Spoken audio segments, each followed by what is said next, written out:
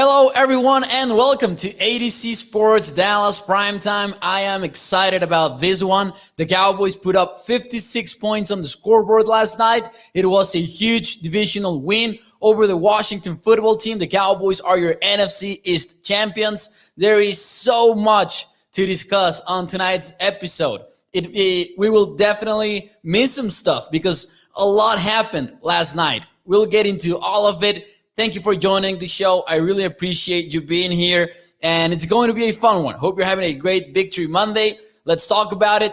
As you walk into the show, make sure you hit the like button, share the stream. If you're watching on Facebook, YouTube, or Twitter, let your friends know about ADC Sports Dallas Primetime. What is up, people over at YouTube, over at Facebook? Stephen White saying Cuba Mo. Stephen White definitely had a great Sunday night because he got to see his hero, Cooper Rush, on the playing field.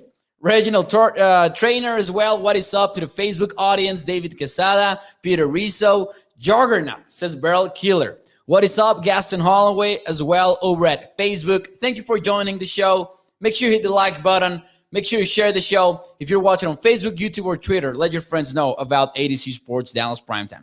Now that more of us are here, let's start the show officially. Here we go, guys.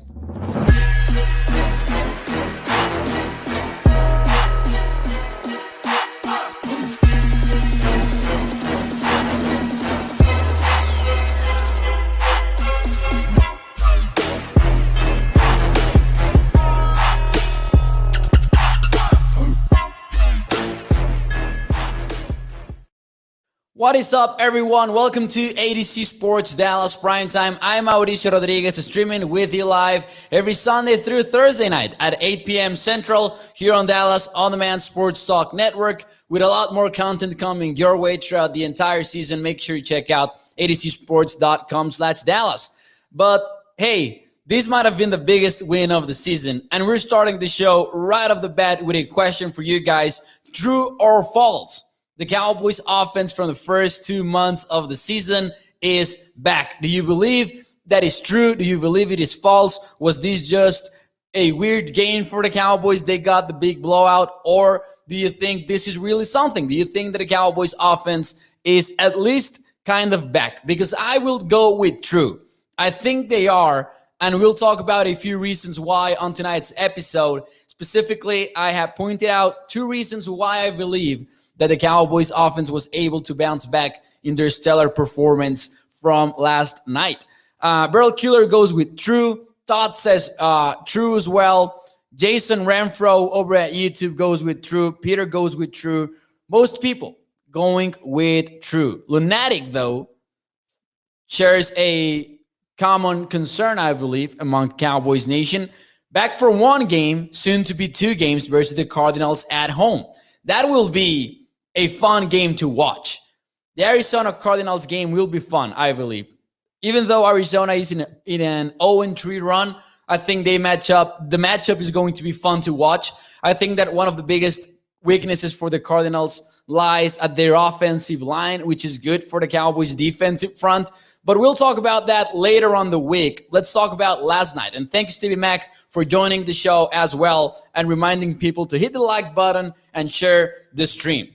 There are, I will say true. And listen, here's what I like the most about this bounce back. Sure, the Cowboys had a slump, but the Cowboys were on a winning streak while on that slump. The Cowboys have not lost a single game in December. They are 11-4. They are the number 2 seed in the NFC. And that is with the slump in top of them. So if they truly broke it last night, it is all going to be upward from here. And that is just amazing. Todd Murray says, Dallas just scored the game. And it felt like that last night. It was so fun to watch. And after the performance from last night, the Cowboys are once again the number 1 offense in yards, the number 1 offense in points scored. They're still in the top 10 in first downs per play, which is more of a efficiency metric without being that advanced like DVOA or EPA per play. They're number 9 in first downs per play. They were at some point of the year number 2. They started dropping during the slump, but they're still one of the best in the league, even in that kind of category. Number 5 in yards per play, and this is my favorite stat after week 16. Even though there's still a weird Monday night game being played right now, it is tough to watch Ian Book play on primetime television. But they're the second best team in the NFL in point differential at plus 150. Only the Buffalo Bills are in a better spot, and I believe their score differential is plus 163. And number 3 is the Tampa Bay Bucs, all the way down at plus 130. So big stat for the Dallas Cowboys. They scored 56 points last night. Joe Posnanski is a great baseball writer. And he once wrote an article about Joe DiMaggio. And he wrote about number 56 because if you are into baseball, you probably know that is Joe DiMaggio's hitting streak. And Joe Posnanski argued in this article that everywhere you go, when you heard number 56, you thought about Joe DiMaggio's winning streak. If that was the change or the cents after your purchase, you're like $.56, you thought about Joe DiMaggio. If the change was 56 cents, you thought about Joe DiMaggio. Now, I believe whenever I look at that number, instead of thinking about Joe DiMaggio, I will be thinking about that one night when the Dallas Cowboys went off against Washington and when we saw 2 defensive linemen score a touchdown, one on defense with Marcus Lawrence, the other one after Corey Clement blocked the punt and scored in special teams. And then we also saw an offensive lineman score a touchdown in Terrence Steele. Who had Terrence Steele to be the first offensive lineman to score a touchdown for the Cowboys? I believe we all thought it was going to be Connor McGovern. Kudos to Kellen Moore for stunting on all of us. But he had a kickoff out of bounds, still not perfect, to Sean Beryl Keeler, pointing out that Greg Sarline, the leg, was 8 for 8 in extra points. Big achievement for our Cowboys kicker. Clayton says you're going to win a lot of games when it's late in the fourth quarter and the opposing team is 1 for 10 on third down. That is completely right. Big game for the Dallas Cowboys. So how did they do it? Maurice challenged. Lunatic says that I challenged both Allen and Payne to a cage match after their cat fight last night. Hey, that sucked. Even as a Cowboys, even from a Cowboys point of view, that it sucked to watch that. It was so tense. Like if we were, I don't know if this happened to you, but watching Daron Payne kind of like moving that leg around and just seemingly staring into the camera, even though he wasn't, of course, but it looked like it from that angle.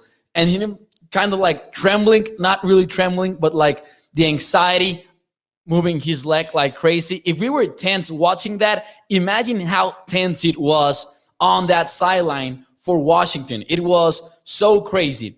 Anyways, 2 ways that I believe that the Cowboys offense was able to bounce back in this stellar performance. I will point out 2 of them. Number 1 will be play action. And this all ties into a third reason why they bounced back. We'll get into that. But number 1 was play action. In the first half, Dak Prescott was 7 for 8, and that includes from a variety of looks. We saw 2 of these touchdowns involve Connor McGovern as the 6th offensive lineman and the fullback for the Dallas Cowboys. And that brings me to number 2, because number 1, I believe it was how heavy they went into the play action concepts and how they were able to tie up a lot of similar looks into their game plan. And I really love that because at times it felt like the Cowboys were not really doing that. And they showed one look and then they didn't come back to the same look to try to run fakes out of it. I have thought that was something that the Cowboys offense was missing for a while. And that brings us to the number 2 way, which is my favorite one. How about the Connor McGovern looks and how varied they were running out of those formations?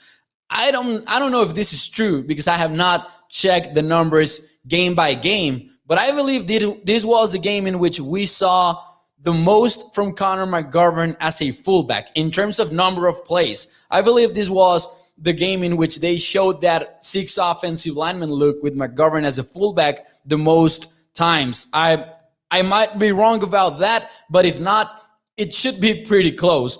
Anyways, look at what they did. 1st and 10 play action, it ended up in a sack, but it was a play action pass. Then 1st and 10, they ran to the left. 1st and goal, it was a pass touchdown, the Dalton Schultz touchdown. It involved Connor McGovern in that same play with a play action. And then 1st and 10, another run to the left. 1st and 10, another play action pass. 2nd and 1, a run left, but also mixed in with a Connor Williams trap, which was a nice wrinkle to that look, in my opinion. And then 3rd and goal, you get the Terrence Steele touchdown. How about Dak Prescott faking those, by the way?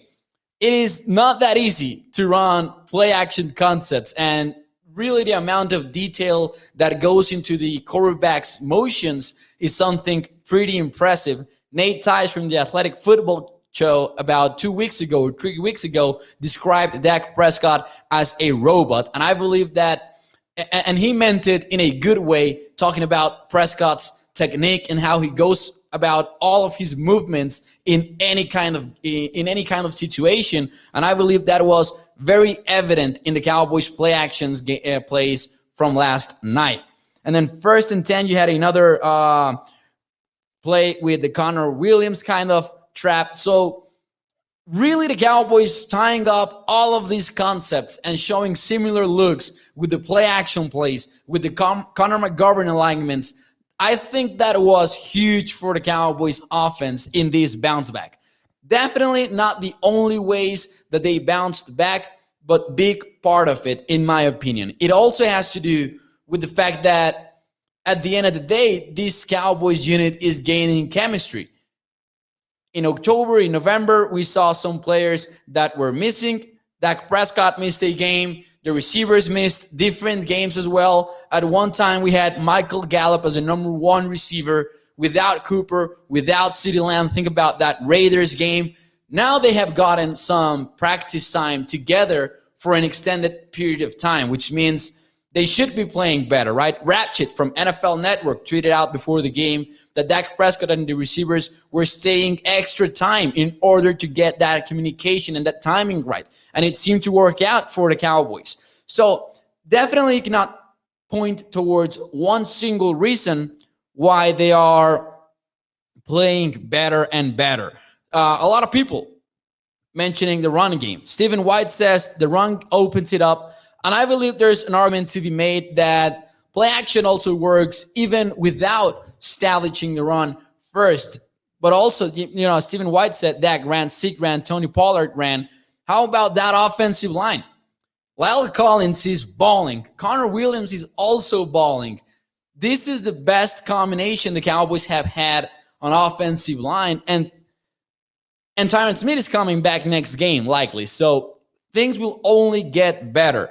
You can argue, and I did argue at that moment of the season, that benching Connor Williams was maybe not the best choice, and I felt similar to when the Cowboys benched Lyle Collins, but you can argue that it worked out for the Cowboys. I don't know if it was the benching of these two players or maybe it was something different, but these two guys are playing way better than they were at some point of the season. This offensive line is truly back to being something quite good. Maybe not 2016 kind of special or 2014 kind of special, but definitely a very good unit so far. But yes, the offensive line, truly fun concepts. You had Connor Williams pulling in the trap game. You had Biadish. I think that Biadish pulled in a few plays as well. I'm not entirely sure. But that Ezekiel Elliott touchdown run towards the beginning of the game, you had Zach Martin and Tyron Smith pulling all the way from the right side in a kind of a pin and pull concept in which, they're running out in a trap motion while Dalton Schultz seals the edge. That was such a well-executed play. And you had Lyle Collins and Zach Martin running all across from the right side to the left side. This offensive line is doing some great stuff in the run game.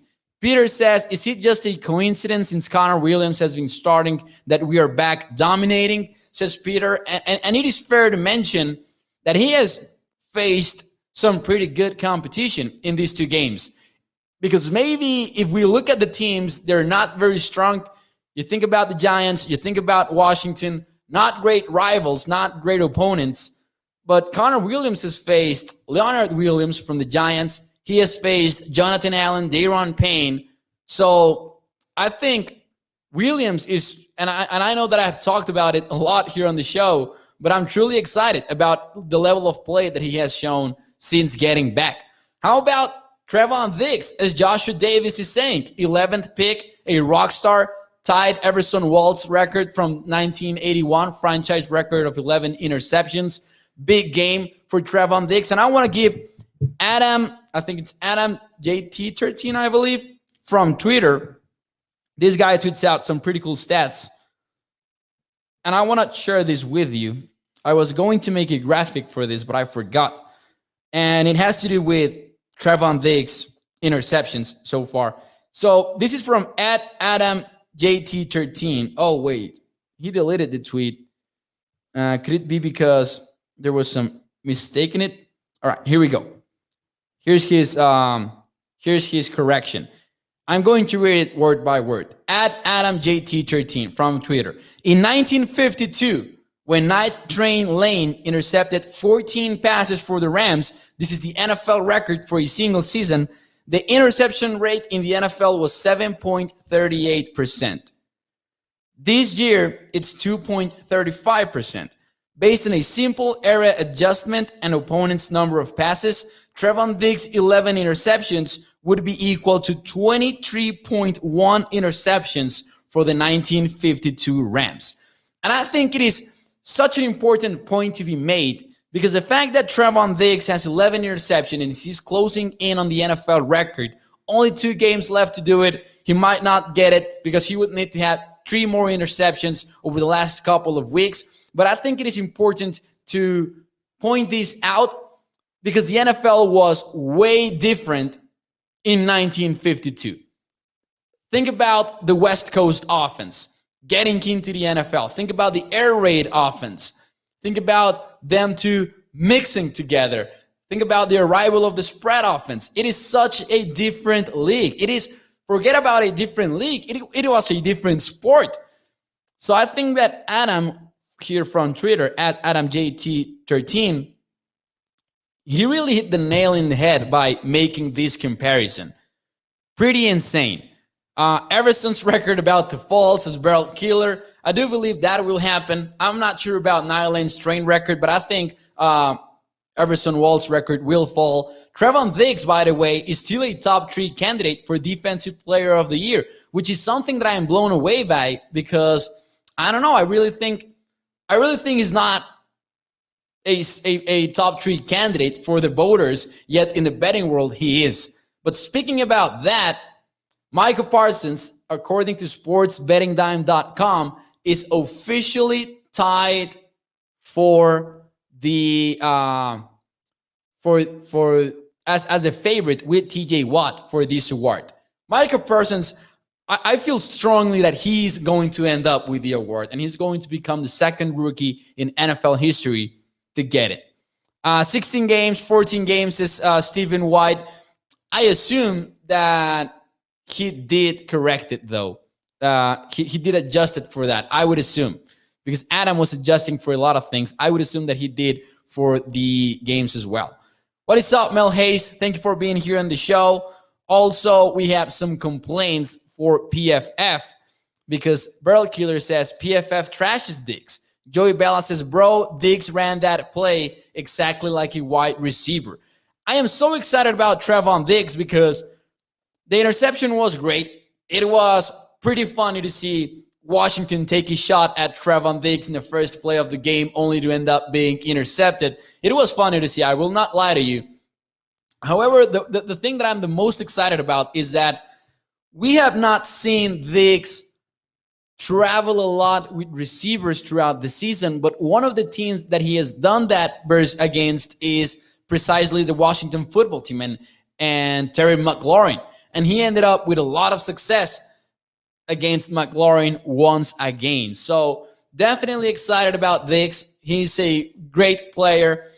I believe that even though we can put out the PFF grades and the yards allowed and all of that, I think that the amount of progression that he has shown from year one to year two of his career should be very, very encouraging for Dallas Cowboys fans. Moped says, if TJ Watt gets it over Parsons, the NFL ought to be ashamed of themselves. Parsons, much more of an impact player than TJ Watt. I 100% agree with that, by the way. He truly is a menace.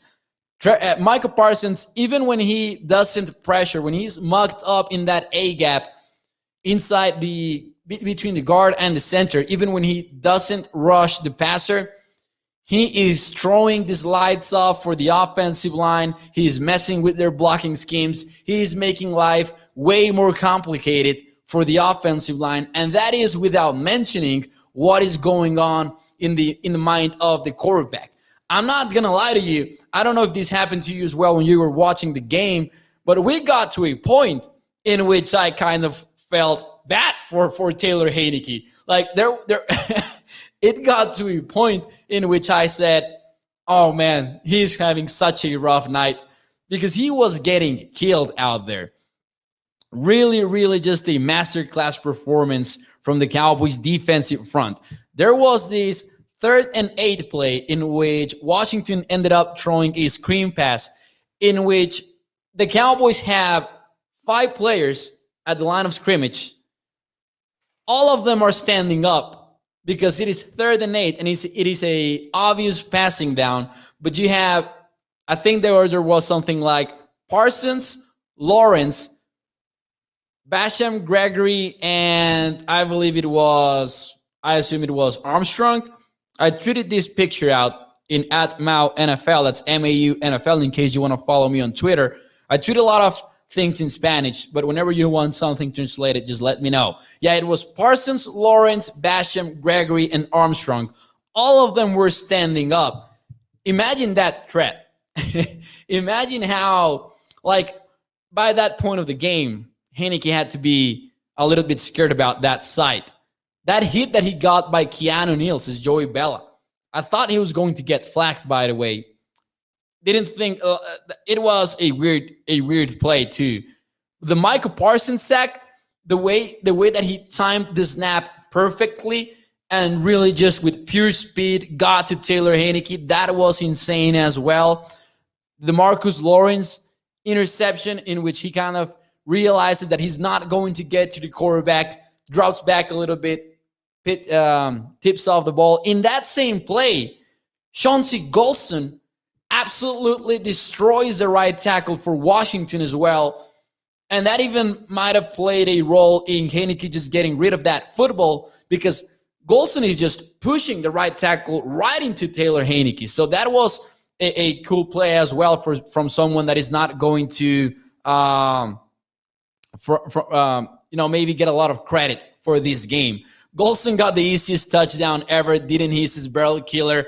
He did. Like, Corey Clement's block was right on the right spot for Chauncey Golston to get that easy touchdown. Randall says Dak had a great night. And this actually was a question that I wanted to make for you guys in the chat. Who was your primetime performer of the game? Who was your primetime performer of the game? Feel free to answer Dak Prescott if you believe it was Dak. But if you want to give someone else a shout out, because it was such a fun game with a lot of big players stepping up at the right moments, make sure you let us know as well. Randall says Dak had a great night. He is the only other quarterback to pass to a running back, tight end, wide receiver, offensive lineman. The other quarterback was Kurt Warner for the Rams when the Rams made their Super Bowl run, when they were the greatest show on turf. That was his stat that I loved. Because originally I was saying that he was the first one to ever do it, but that was in the regular season, right? Dila says Dallas Cowboys 92. Brell Killer says Dak Prescott hands down. Joey giving a very well-deserved shout-out, I believe. Kelvin Joseph. It wasn't until late on the game when we pointed to the TV and said, hey, that was a great play from Kelvin Joseph. And that is good, because we hadn't noticed Kelvin Joseph a lot. And I think I haven't watched the all 22. I will do that tomorrow morning. You guys know that Tuesday morning for me is all 22 day. So I will be on the lookout for how Kelvin Joseph performed. But it was cool that the Cowboys trusted him a lot with man-to-man coverage in the red zone, in some obvious passing situations. We saw Kelvin Joseph pressed up against his receiver, sometimes on the backside of the play. That was important to me because I think that was sort of telling for how much the Cowboys might trust their second round pick, even though we have not seen plenty of football from him. Because listen, and I think we get confused about this sometimes. Kelvin Joseph has not been off the field because of his level of play. We really don't know what that looks like. This is the first exposure that we had to that.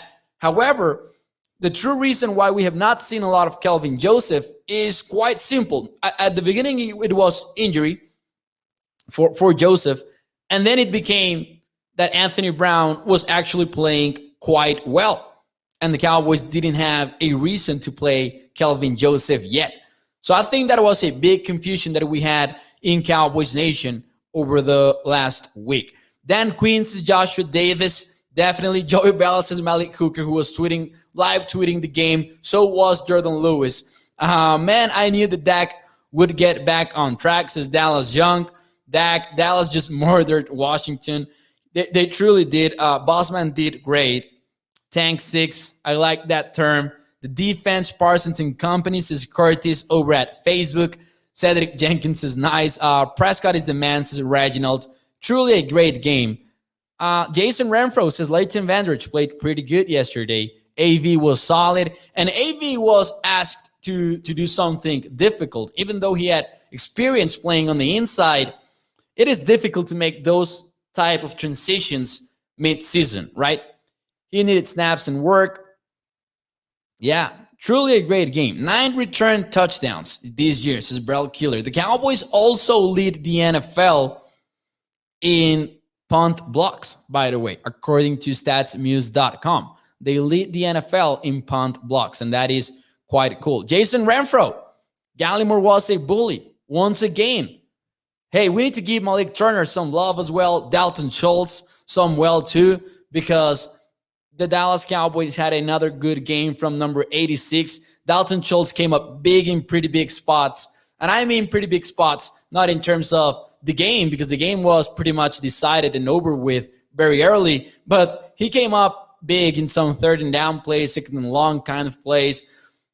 What I like the most about Dak Prescott, and I'm sure that by now you have seen all of the stats, is that we also saw him run. And that has been one of the biggest complaints from Cowboys Nation throughout the last few weeks. The fact that, hey, is Dak hurt?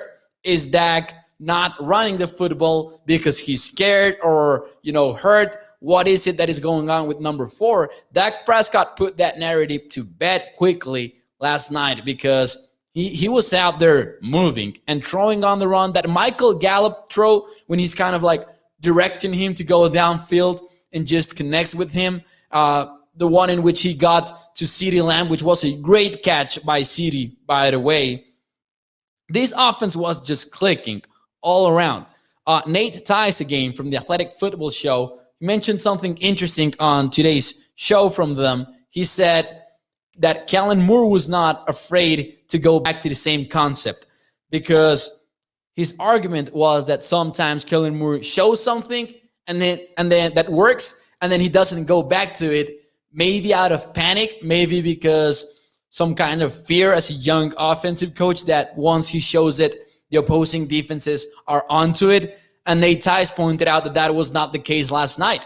The Cowboys were going back to the well with some of the concepts that were working against this team. I thought that was an interesting point as well. We won the game in the trenches, says Jason Renfro. I agree with that. Joey says Dak is back. Randall points out Amari Cooper. Amari was openly campaigning for more participation, and he got it all right. Anyways, I have a tough question for you guys. Dallas has 19 players with a touchdown. That number is pretty crazy. That number truly is crazy. And I was counting last night. I was thinking, how do you get to 19 players? Because make the the calculations for yourselves. Like, think, all right, one quarterback run, you have one player to score a touchdown. You have, say, 5 wide receivers, 3 running backs, 3 tight ends. How do you get to 19 players with a touchdown? How does that happen? And Reginald, thank you for your comment. I appreciate you, and thank you for being here on ADC Sports Dallas Primetime. Here is the question. Who will be, and you can get bold if you want, who will be the 20th Cowboy to score a touchdown?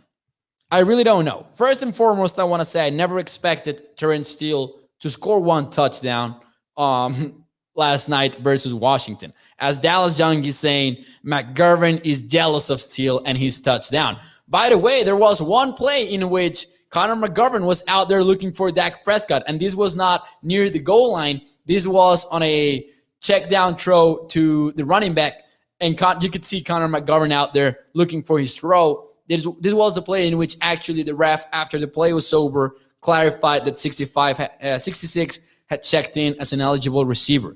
Who will be the 20th Cowboys to score a touchdown? And yes, Russell, defense counts too. Lunatic actually says Micah.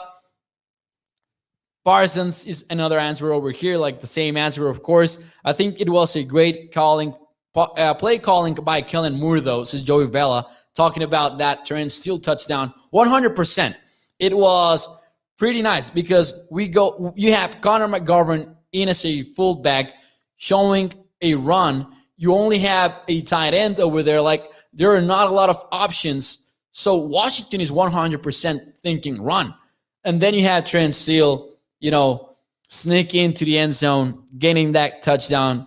And Dak Prescott sold that fake. He truly did. I was so impressed by Dak Prescott's fakes. Jeremy Sprinkle is a good one from Dallas Young. I like that one. Kears, Gregory, Trevon Diggs, Simi Fehokos is Joey Vela. Leighton Vandridge is due. If that happens, I will be thinking Sean Lee all the way. Cooper, McGovern. I will go. No, Cooper has his touchdown, though. Baby Primetime, Trevon Diggs. Trevon Diggs also has his touchdown, no? Yeah, Trevon Diggs has his pick 6 already. 3 pick 6, actually, as Lunatic is pointing out. Hooker is overdue. Zach Martin, says Randall. Yes. So what we mean with the 20th Cowboys to score a touchdown, we mean that there have been 19 different players on the roster who have scored 1 touchdown. I will go with, I really don't know. I want to go with Micah Parsons. I don't know that he will, though.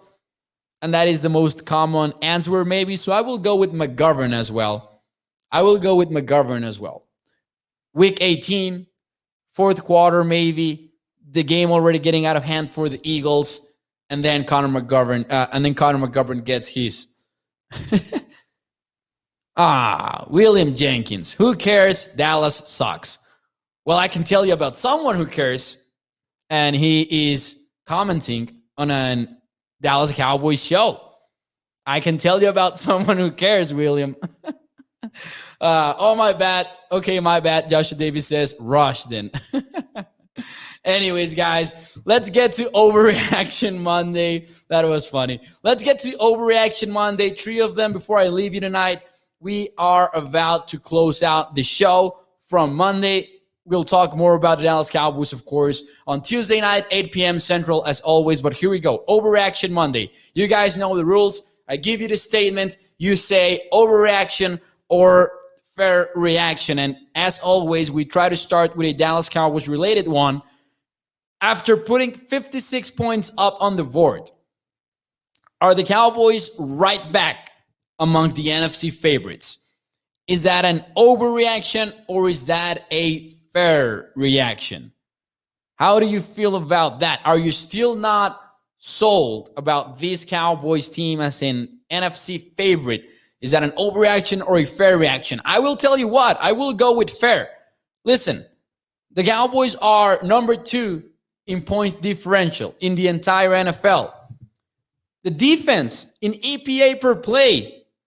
Guys, this defense is number 1 in the NFL in EPA per play. In pass DVOA, they're also number 1. They're going to face the Packers. They're going to face the Bucs in the playoffs if they make a deep run. The Rams. This is the best pass defense among all of these teams. So I think we need to put them truly as one of the top 2, top 3 teams in the NFC. And Anthony's pointing out 8-1 versus the NFC. I think it is fair, and I am seeing each and every one of you in the chat say fair as well. We have Peter going with fair. We have Curtis going with fair. Everyone is going with fair right now. Sean says, was never worried about the offense. We did everything we needed last 4 games to win. You don't need 2 to score 50 when you only allow 14-ish. And the Cowboys clearly opened things up versus Washington last night. Chris Collinsworth said last night that people should be afraid if they are doubting the Cowboys. I think that is more than fair. Anyways, let's take a look at the rest of the NFL with 2 more statements. Baker Mayfield will not get paid in Cleveland. Is that an overreaction or a fair reaction? If you were busy on Christmas Day because you were hanging out with the family, with friends, enjoying a nice Christmas lunch, Christmas dinner, depending on the time, and you didn't get to see the Cleveland Browns versus the Packers game, you missed quite a bad performance from Baker Mayfield. I think that doubting Baker Mayfield's long-term future with the Browns is quite fair. Because you know how Dak Prescott haters used to say that everything had to be perfect around him to be a good quarterback, which is something that I strongly disagreed with.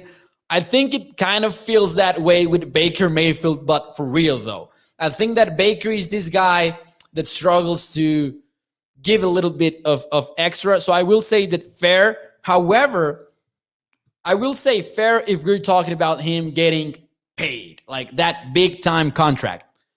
I do believe, however, that he still has about 2 to 3 seasons left there in Cleveland with the franchise tags and everything. I think the Browns will buy time and they will not let Baker Mayfield go anytime soon.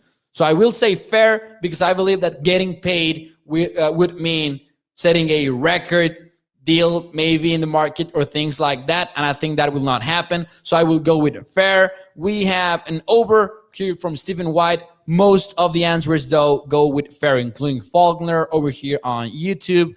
We have also Dario saying that fair. Mayfield is ass, but he don't really got any wide receivers. This is Dallas Young. What do you feel about playing? How do you feel about playing Philly again in the playoffs if we don't get the number 1 seed? This is Jason Renfro. It's going to be interesting because the Cowboys defense, if there is one thing they're vulnerable against, is in the run game. And make no mistake about it, Philly can run that football, and they have a strong offensive line.